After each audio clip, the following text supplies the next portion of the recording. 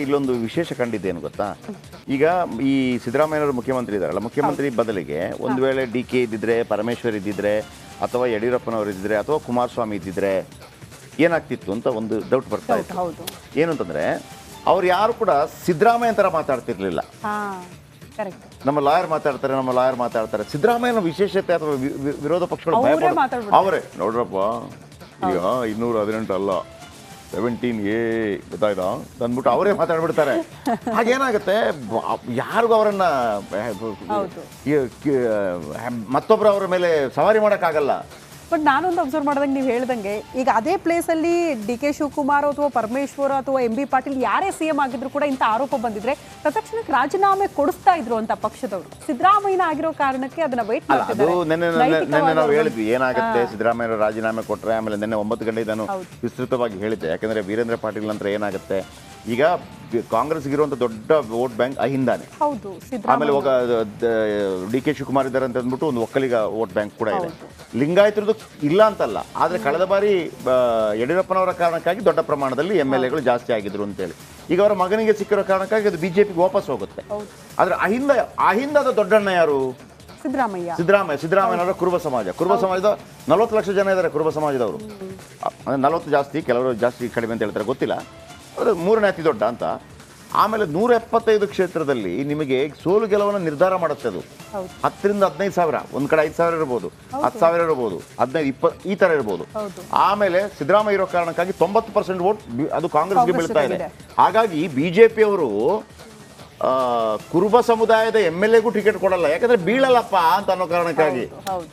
ಹಾಗಾಗಿ ಅವರೇನಾದ್ರು ಅಲ್ಗಾಡ್ಬಿಟ್ರೆ, ಅದಕ್ಕೆ ನಿನ್ನೆ ಹೇಳ್ತಾ ಇದ್ದೆ ನಾನು, ಒಂದ್ ವೇಳೆ ಈಗ ಮುಖ್ಯಮಂತ್ರಿ ಆಗೋದಕ್ಕೆ ಡಿ ಕೆ ಶಿವಕುಮಾರ್ಗೆ ಅವಕಾಶ ಸಿಕ್ಕಿದ್ರು ಕೂಡ ಅವ್ರು ಮುಖ್ಯಮಂತ್ರಿ ಆಗೋದಿಲ್ಲ. ಏನಾಗ್ಬಿಡುತ್ತೆ ಅಂದ್ರೆ, ಓಹೋ ಸಿದ್ದರಾಮಯ್ಯನವ್ರನ್ನ ಕೆಳಗಿಳಿಸೋದು ನೀನೇನಾ ಅಂತ ಒಂದು ಪಸರಿಸಿ ಬಿಡ್ತಾರೆ. ಮೂಡ ನೀವೇ ಮಾಡಿದ್ದೆ ಅಂತೇಳಿ ಬಿಜೆಪಿ ಆದ್ರೆ ಹೇಳ್ಬಿಡುತ್ತೆ. ಹಾಗಾಗಿ ಅವರು ಅದಕ್ಕೆ ಹೋಗೋದಿಲ್ಲ. ಎನಿಹೌ, ಈಗ ನ್ಯಾಯಾಲಯದ ತೀರ್ಪನ್ನು ಗೌರವಿಸ್ತೇನೆ ಅಂತೇಳಿ CM ರಾಜೀನಾಮೆ ವಿಚಾರಕ್ಕೆ ಸಂಬಂಧಪಟ್ಟ ಹಾಗೆ ಪರಮೇಶ್ವರ್ ಹೇಳಿದ್ದಾರೆ. CM ರಾಜೀನಾಮೆ ಕೊಡುವ ಅಗತ್ಯ ಇಲ್ಲ. ಬೆಂಗಳೂರಿನಲ್ಲಿ ಗೃಹ ಸಚಿವ ಪರಮೇಶ್ವರ್ ಹೇಳಿಕೆಯನ್ನು ಕೊಟ್ಟಿದ್ದಾರೆ, ಕೇಳಿಸ್ಕೊಳ್ಳಿ. ತನಿಖೆ ಮಾಡೋದ್ರಲ್ಲಿ ನಾವು ಇವತ್ತು ಅವರು ತೀರ್ಪು ಕೊಟ್ಟಿದ್ದಾರೆ, ಅದರ ಬಗ್ಗೆ ಪ್ರಶ್ನೆ ಮಾಡೋದನ್ನ ಕೋರ್ಟಲ್ಲಿ ಡಬಲ್ ಬೆಂಚಲ್ಲಿ ಮತ್ತೊಂದು ಮಾಡ್ತೀವಿ, ಅದು ಬೇರೆ ವಿಚಾರ. ಆದರೆ ಮುಖ್ಯಮಂತ್ರಿಗಳನ್ನು ಅವರೇ ಹೇಳಿದ್ರಲ್ವಾ, ಅವರೇ ಹೇಳಿದ್ದಾರೆ, ಬೇರೆ ಬೇರೆ ವಕೀಲರು ಆರ್ಗ್ಯುಮೆಂಟ್ಗಳು ಮಾಡುವಂಥ ಸಂದರ್ಭದಲ್ಲಿ ಮಾನ್ಯ ನ್ಯಾಯಾಧೀಶರೇ ಹೇಳಿದ್ರು, ಏನ್ರಿ ಇದರಲ್ಲಿ ಮುಖ್ಯಮಂತ್ರಿಗಳ ಪಾತ್ರ ಏನಿದೆ ಅನ್ನೋದನ್ನು ಹೇಳಿ, ನೀವು ಯಾರು ಹೇಳ್ತಾ ಇಲ್ವಲ್ಲ ಅಂತೇಳಿ ಅವರೇ ಹೇಳಿದ್ದಾರೆ. ಅದ್ರ ಬಗ್ಗೆ ಒಂದೇ ಒಂದು ಶಬ್ದ ಇಲ್ಲ. ಮುಖ್ಯಮಂತ್ರಿಗಳ ಪಾತ್ರ ಏನು ಅನ್ನೋದನ್ನು ಅವ್ರು ಹೇಳಬೇಕಲ್ಲ ಜಡ್ಜ್ಮೆಂಟಲ್ಲಿ, ಅದು ಎಲ್ಲೂ ಕಾಣಲಿಲ್ಲ. ಆದ್ದರಿಂದ ಅವು ಅಲ್ಲಿ ಅಬ್ಸರ್ವೇಷನ್ ಮಾಡಿರೋದೇ ಬೇರೆ, ಇಲ್ಲಿ ನಮಗೆ ಬಂದಿರತಕ್ಕಂಥ. ಇನ್ನು ರಾಜ್ಯಪಾಲರಿಗೆ ಮೂಗುದಾರ ಹಾಕುತ್ತಾ ಸರ್ಕಾರ ಅನ್ನುವಂತಹ ಪ್ರಶ್ನೆ ಕಾರಣ ರಿಪಬ್ಲಿಕನ್ ಜೊತೆ AS ಪೊನ್ನಣ್ಣ ಅವರು ಎಕ್ಸ್ಕ್ಲೂಸಿವ್ ಆಗಿ ಮಾತನಾಡಿದ್ದಾರೆ. CM ಕಾನೂನು ಸಲಹೆಗಾರರಾಗಿದ್ದಾರೆ AS ಪೊನ್ನಣ್ಣ. ಆದಷ್ಟು ಬೇಗ ರಾಜ್ಯಪಾಲರ ವರ್ತನೆಗೆ ಬ್ರೇಕ್ ಹಾಕ್ತೀವಿ ಅಂತ ಹೇಳಿದ್ದಾರೆ. ಕೋರ್ಟ್ ಯಾರು CM ಅಂತ ತೀರ್ಮಾನ ಮಾಡಲ್ಲ, ಜನ ಶಾಸಕರು CM ಯಾರು ಅಂತ ತೀರ್ಮಾನ ಮಾಡ್ತಾರೆ. ಬಿಜೆಪಿಯಿಂದ ಎಷ್ಟು ಜನ ಜೈಲಿಗೆ ಹೋಗಿದ್ದಾರೆ, ರಾಜ್ಯಪಾಲರು ಕಾರ್ಯವ್ಯಾಪ್ತಿ ಮೀರಿ ವರ್ತನೆ ಮಾಡ್ತಿದ್ದಾರೆ.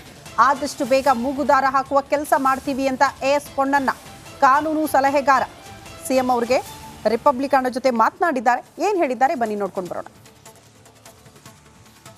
ಇವತ್ತಿನ ತೀರ್ಪು CM ಸ್ಥಾನಕ್ಕೆ ಯಾವುದು ಧಕ್ಕೆ ತರ್ತಕ್ಕಂಥದ್ದಲ್ಲ. ನ್ಯಾಯಾಲಯಗಳು ತೀರ್ಮಾನ ಮಾಡೋದಿಲ್ಲ ಯಾರು ಮುಖ್ಯಮಂತ್ರಿ ಆಗ್ಬೇಕು ಅಂತ, ಜನ ತೀರ್ಮಾನ ಮಾಡ್ತಾರೆ, ಶಾಸಕರು ತೀರ್ಮಾನ ಮಾಡ್ತಾರೆ. ಅದೇ ಪ್ರಜಾಪ್ರಭುತ್ವ ವ್ಯವಸ್ಥೆ.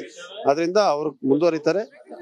ಸಂಪೂರ್ಣವಾಗಿ ನಮ್ಮ ಶಾಸಕರು ಅವ್ರ ಜೊತೆ ಇದ್ದಾರೆ, ಸಚಿವರು ನಮ್ಮ ಜೊತೆ ಅವ್ರ ಜೊತೆ ಇದ್ದಾರೆ, ಹೈಕಮಾಂಡ್ ಮುಖ್ಯಮಂತ್ರಿಗಳಾದ ಸಿದ್ದರಾಮಯ್ಯ ಜೊತೆ ಇದ್ದಾರೆ, ಅವರೇ ಮುಖ್ಯಮಂತ್ರಿಯಾಗಿ ಉಳಿತಾರೆ. ಈಗ ಬಿಜೆಪಿ ನೈತಿಕತೆ ಪ್ರಶ್ನೆ ಎತ್ತಾ ಇದೆಯಲ್ಲ ಸರ್, ಈಗ ತನಿಖೆಗೆ ಅಥವಾ ಈ ವಿಚಾರ ಎತ್ತಿದೆ. ಬಿಜೆಪಿ ಅವರಿಗೆ ನೈತಿಕತೆಯ ಪ್ರಶ್ನೆ ತೆಗೆಯುವಂತ ನೈತಿಕತೆ ಇದೆಯಾ? ಯಾರು ಪ್ರಶ್ನೆ ಎತ್ತಾ ಇರೋರು? ಯಾರನ್ನೆಲ್ಲ ಇವ್ರು ಸಚಿವರು ಮಾಡಿದ್ದಾರೆ? ಇವರ ನಡೆಯಿಂದ ಎಷ್ಟು ಜನ ಜೈಲಿಗೆ ಹೋಗಿದ್ದಾರೆ? ಎಷ್ಟು ಜನ ಜೈಲಿಗೆ ಹೋದವ್ರು ಬೇಲಲ್ಲಿದ್ದಾರೆ ಪಕ್ಷದವರು? ಅದರಿಂದ ಇದೆಲ್ಲವನ್ನ ಮಾತಾಡುವಂತ ನೈತಿಕತೆ ಇಲ್ಲದೆ ಇರುವಂತವ್ರು ಅಂದ್ರೆ ಬಿಜೆಪಿ JDS ನವರು. ಅದರಿಂದ ಅವರು ನಮಗೆ ನೈತಿಕತೆಯ ಪಾಠ ಹೇಳುವಂತದ್ದು ಬೇಕಾಗಿದೆ. ಈಗ ರಾಜ್ಯಾದ್ಯಂತ ಹೋರಾಟಕ್ಕೆ ಸಿದ್ಧರಾಗ್ತಾ ಇದ್ದಾರೆ ಸರ್. ಅಲ್ಲ, ಹೋರಾಟ ಅಂದ್ರೆ ಇದೇ ದುರ್ಬಳಕೆ ಮಾಡ್ತಾ ಇದಾರಲ್ಲ ಎಲ್ಲ ಯಂತ್ರಗಳನ್ನ. ನೋಡಿ, ಇವತ್ತು ರಾಜ್ಯಪಾಲರ ರಾಜಭವನವನ್ನ ಸಂಪೂರ್ಣವಾಗಿ ದುರ್ಬಳಕೆ ಮಾಡಿದ್ದಾರೆ. ಏನೋ ಈ ತರ ಮಾಡ್ಕೊಂಡು ಹೋಗ್ತಾರೆ ಅವರು. ಅವ್ರ ಕೆಲಸನೇ ಅದು. ಇದೇನು ಬರೀ ಕರ್ನಾಟಕದಲ್ಲಿ ಮಾತ್ರ ಅಲ್ಲ, ದೇಶಾದ್ಯಂತ ಎಲ್ಲೆಲ್ಲಿ ಬಿಜೆಪಿ ಹತ್ರ ಸರ್ಕಾರ ಇದೆ ಅದನ್ನ ಅಸ್ಥಿರಗೊಳಿಸೋದೇ ಇವರ ಒಂದು ಕೆಲಸ. ಸರ್ಕಾರ ರಾಜ್ಯಪಾಲರ ನಡುವೆ ಜುಗಲ್ಬಂದಿ ನಡೀತಾ ಇದೆಯಾ ಸರ್ ಅಂತ ಒಂದಷ್ಟು ಪ್ರಕರಣಗಳು ಅವ್ರು ಆಗೋದಿಲ್ಲ. ಜುಗಲ್ಬಂದಿ ಅಂದ್ರೆ ಇಬ್ರು ಜೊತೆಗೆ ಆಡ್ಬೇಕು ಅಲ್ವಾ. ಇವರು ನಾವು ಸಂವಿಧಾನದ ಪಾಲನೆ ಮಾಡೋರು, ಅವ್ರ ಸಂವಿಧಾನ ವಿರೋಧಿಸೋದು. ಈಗ ಯಾವ ರೀತಿಯಾದಂತ ನಡೆ ಅನುಸರಿಸ್ತಾ ಇದಾರೆ ಅಂತೀರಿ ರಾಜ್ಯಪಾಲರು? ಅಲ್ಲ, ರಾಜ್ಯಪಾಲರು ಇವತ್ತು ಕೂಡ ಅವರ ಕಾರ್ಯವ್ಯಾಪ್ತಿಯನ್ನ ಮೀರಿ, ಅವರ ಸಾಂವಿಧಾನಿಕವಾದಂಥ ಅಧಿಕಾರವನ್ನ ಮೀರಿ ನಡೆಸ್ತಾ ಇದ್ದಾರೆ. ಅವರ ನಡೆ ಆ ತರ ಇದೆ. ಇದರಿಂದ ಅದನ್ನ ಸರಿಪಡಿಸ್ಕೊಳ್ಳೋದೇ ಒಳ್ಳೇದು.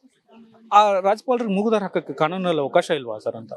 ಆ ಕ್ರಮಗಳನ್ನು ಕೂಡ ನಾವು ಇವಾಗ ವಿಶ್ಲೇಷಣೆ ಮಾಡ್ತಾ ಇದ್ದೀವಿ. ಯಾವ ರೀತಿ ಕ್ರಮ ಜರುಗಿಸಬೇಕು ಅಂತ ಮುಂದಿನ ದಿನಗಳಲ್ಲಿ ಆದಷ್ಟು ಬೇಗ ನಾವು ಮಾಡ್ತೀವಿ. ಇನ್ನು ತನಿಖೆಗೆ ಅನುಮತಿ ಸಿಕ್ಕ ಮೇಲೆ ಅಧಿಕಾರದಲ್ಲಿರುವುದು ಸರಿಯಲ್ಲ. ರಿಪಬ್ಲಿಕನ್ನಕ್ಕೆ ಹಿರಿಯ ವಕೀಲ BV ಆಚಾರ್ಯ ಪ್ರತಿಕ್ರಿಯೆ ಕೊಟ್ಟಿದ್ದಾರೆ. ದೊಡ್ಡ ಹುದ್ದೆಯಲ್ಲಿದ್ದುಕೊಂಡು ತನಿಖೆ ಎದುರಿಸಲು ಆಗುವುದಿಲ್ಲ. ಕೆಲವರು ರಾಜೀನಾಮೆ ನೀಡಿದ್ದಾರೆ, ಕೆಲವರು ಫೈಟ್ ಮಾಡ್ತಾರೆ. ಆರೋಪಿಯಾಗಿದ್ದವರು ದೊಡ್ಡ ಹುದ್ದೆಯಲ್ಲಿ ಇರುವುದು ಸರಿಯಲ್ಲ. ಇದು ನಿಷ್ಪಕ್ಷಪಾತ ತನಿಖೆ ನಡೆಸಲು ತೊಂದರೆಯಾಗಲಿದೆ ಅಂತ ಹೇಳಿ BV ಆಚಾರ್ಯ ಹೇಳಿದ್ದಾರೆ. BV ಆಚಾರ್ಯರು ಭಾಳ ದೊಡ್ಡ ಹೆಸರು ಕರ್ನಾಟಕದಲ್ಲಿ.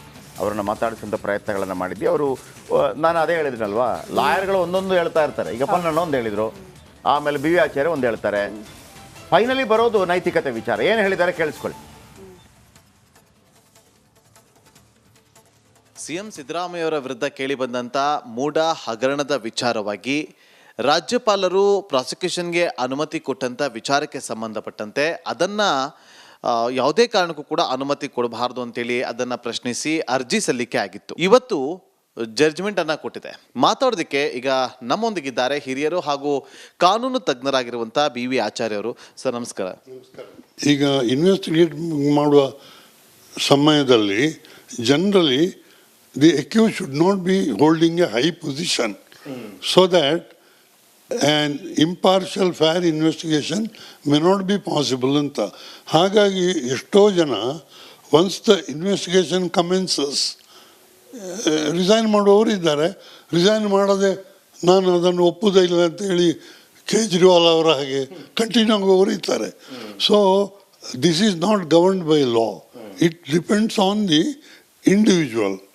But generally propriety demands that an accused who is under investigation should not be holding high position which might affect a fair investigation. ನೋಡಿ, ಈಗ ಇದು ಕಾನೂನು ತಜ್ಞರಾಗಿರುವಂಥ BV ಆಚಾರ್ಯ ಅವರ ಮಾತು. ಕೆಲವೊಂದು ವಿಚಾರವಾಗಿ ನಾವು ಸ್ಪೆಕ್ಯುಲೇಟ್ ಮಾಡೋದಕ್ಕಾಗೋದಿಲ್ಲ. ಕಾನೂನಾತ್ಮಕವಾದಂಥ ಹೋರಾಟಗಳು ನಿತ್ಯ ನಿರಂತರವಾಗಿರುತ್ತೆ ಅನ್ನುವ ಮಾತನ್ನು ಕೂಡ ತಿಳಿಸಿದ್ದಾರೆ. ಕ್ಯಾಮ್ರಾ ಪರ್ಸನ್ ಮಂಜು ಜೊತೆ ನಾಗೇಂದ್ರ ಬಾಬು, ರಿಪಬ್ಲಿಕ್ ಕನ್ನಡ, ಬೆಂಗಳೂರು.